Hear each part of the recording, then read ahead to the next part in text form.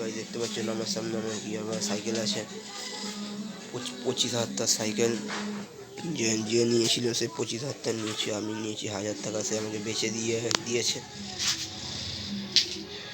দেখতে পাচ্ছেন কিনে আমি নিজে হাতে রং টং করে সব রিং টিং সব খারাপ ছিল, সব ভেঙে ফেটে গেছিলো।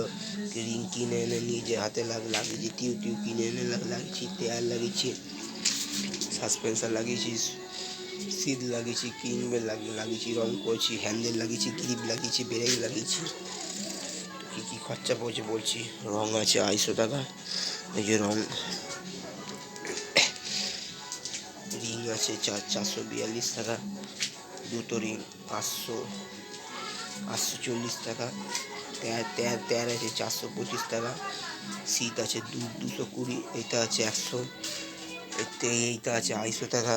হ্যান্ড ব্রেক আছে 380 টাকা, তার আছে 180 টাকা, মেশিন আছে 250 টাকা, তালা আছে 180 টাকা, বেল আছে 70 টাকা, দুটো টিউব আছে 240 টাকা, 440 টাকা। সব নিজে হাতে করেছি।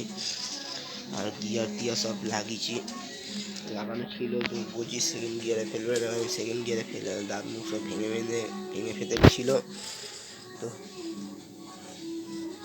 যেমন আছে তেমনই রাখবেন, গিয়ারে দেবেন না, কেন একবার স্পিড বেড়ে গেলে বেশিক্ষণ সামলাতে পারে না, অ্যাক্সিডেন্ট হয়ে যাবে। তাই জন্য বলছি কম ব্রেকে গিয়ারে দেবেন, তাহলে যাতে সামলাতে পারেন।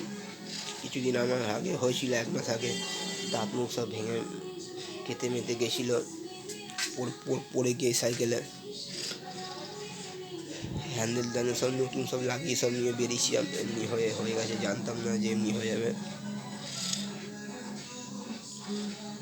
ভালো লেগে থাকে একটা লাইক একটা শেয়ার করে দেবেন।